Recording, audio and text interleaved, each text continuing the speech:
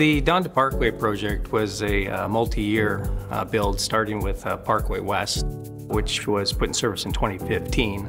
And then they followed up with successive builds in 2016 and 2017. All told, 6 new compressor plants were put in, as well as major pipeline segments from Hamilton Milton, Brantford Kirkwell, and most recently the Panhandle project, which was completed in 2017.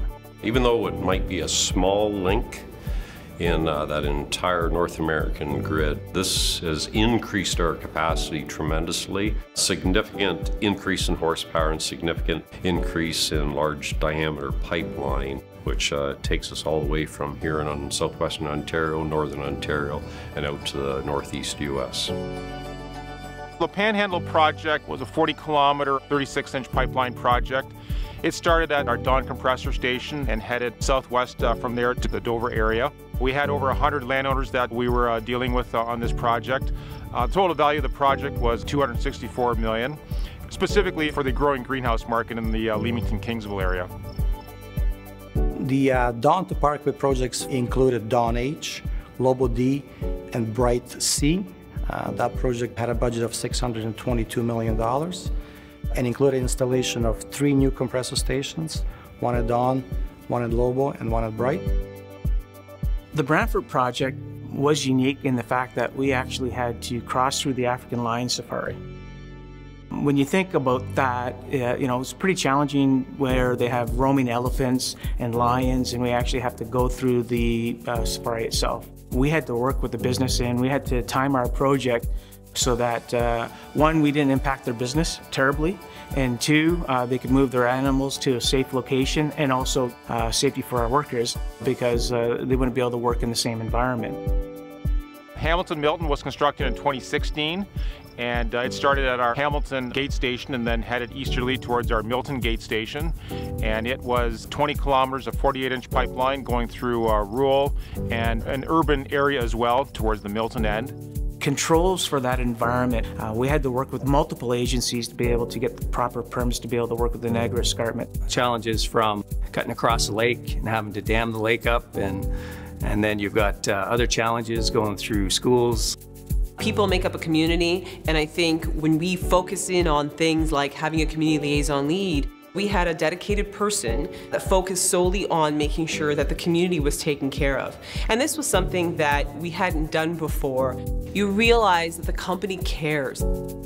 A week before we were going to close the road at a golf and country club, one of our projects, Stacy had reached out to us and informed us that she was in fact getting married at this country club, and we were going to block off access to 240 of her guests. So we had actually moved up the road closure past the entrance point, and we stopped all construction for 1 hour so that they could have their ceremony outside.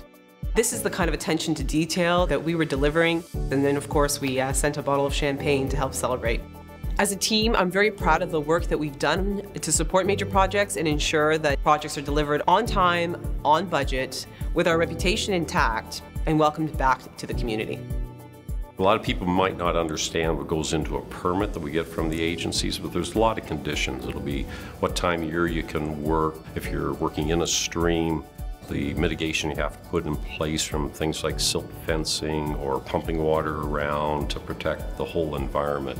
The environmental assessment takes a look at what is the route that you would pick to be able to build the infrastructure you want to build.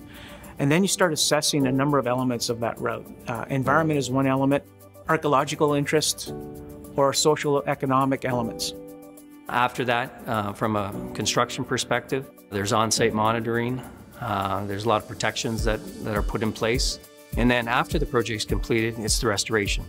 Ideally, after we've gone through an area and you come back a year or 2 later, you'd never notice that we've gone through it. We have to assemble not only the major projects team that goes ahead and does work in this area on a more frequent basis, but we have to pull in people from across the organization. They become dedicated, they become engaged, they love what they're doing, they go the extra mile. We've had the benefit of working with very good contractors. So when you're out there dealing with these significant challenges, there's trust that you have with the contractors.